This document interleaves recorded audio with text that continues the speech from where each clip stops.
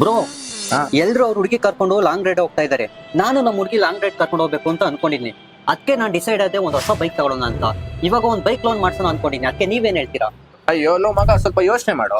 ನಿಂಗಿರೋ salary ಇದು, ನಿಂಗೆ personal loan ಈಸಿಯಾಗಿ ಸಿಗುತ್ತೆ. ರೇಟ್ ಆಫ್ ಇಂಟ್ರೆಸ್ಟ್ ಕಮ್ಮಿ ಇರುತ್ತೆ. ಅದೇ ಬೈಕ್ ಲೋನ್ ಹೋಗ್ತೀಯ ಅಂದ್ರೆ rate of interest starting 18 to 20 ಇರುತ್ತೆ. ಹೌದಾ ಬ್ರೋ, ನಾನು ಈ ತರ ಯೋಚನೆ ಮಾಡಿರ್ಲಿಲ್ಲ. ಇವಾಗ್ಲೇ ನನ್ನ ಅಕೌಂಟ್ ಇರೋ ಬ್ಯಾಂಕಿಗೆ ಹೋಗಿ ಒಂದ್ಸಲ ಟ್ರೈ ಮಾಡ್ತೀನಿ ನಾನು. ಲೋ ಮಗ, ಮತ್ತೆ ನೀವು ಅದೇ ಮಿಸ್ಟೇಕ್ ಮಾಡ್ತಾ ಇದೀಯ. ಒಂದು ಬ್ಯಾಂಕಿಗೆ ಹೋದ್ರೆ ಅವ್ರು ಕೊಡೋದನ್ನೇ ಅಕ್ಸೆಪ್ಟ್ ಮಾಡ್ಬೇಕು. ನಿಂಗೆ ಬೇರೆ ಆಪ್ಷನ್ನೇ ಇರಲ್ಲ. ಹಾಗಿದ್ರೆ ಏನ್ ಮಾಡ್ಬೇಕು? ಬೇರೆ ಏನಾದ್ರು ಆಪ್ಷನ್ ಇದ್ರೆ ಹೇಳಿ ಬ್ರೋ. ಋಣ ಮಾರ್ಗ ಟ್ರೈ ಮಾಡು. ಋಣ ಮಾರ್ಗನ? ಏನಿದು ಹೊಸ ಬ್ಯಾಂಕ್ ಇದು? ಲೋ ಮಗ, ಅದು ಬ್ಯಾಂಕ್ ಅಲ್ಲ ಕಣೋ, ಅದೊಂದು ಫಿನ್ಟೆಕ್ ಕಂಪ್ನಿ. ಅವರು 120ಕ್ಕಿಂತ ಹೆಚ್ಚು ಬ್ಯಾಂಕ್ಸ್ ಮತ್ತೆ ಫೈನಾನ್ಸ್ ಅವ್ರ ಜೊತೆ ಟೈ ಅಪ್ ಆಗಿದ್ದಾರೆ. ಓಕೆನಾ?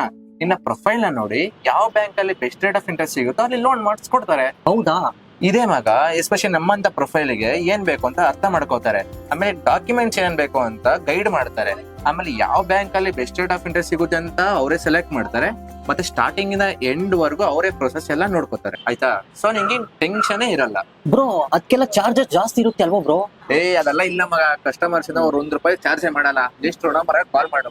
ಓಕೆ ಮಗ, ಇವಾಗ್ಲೇ ಋಣ ಮಾರ್ಗಕ್ಕೆ ಕಾಲ್ ಮಾಡ್ತೀನಿ. ಲೋನ್ ಸಿಕ್ಕಿದ್ಮೇಲೆ ನಮ್ಮ ಹುಡುಗಿ ಕರ್ಕೊಂಡು ರೈಡ್ ಹೋಗ್ತೀನಿ. ಅಲ್ಲೇ ಸಿಕ್ಕಿ ಹುಡುಗಿ ಜೊತೆ ರೈಡ್ ಹೋಗಿ ನಮ್ಮನ್ನೆಲ್ಲ ಮರಿಬೇಡಪ್ಪ. ಹಂಗೆಲ್ಲ ಮರೆಯಕ್ಕಾಗತ್ತಾ?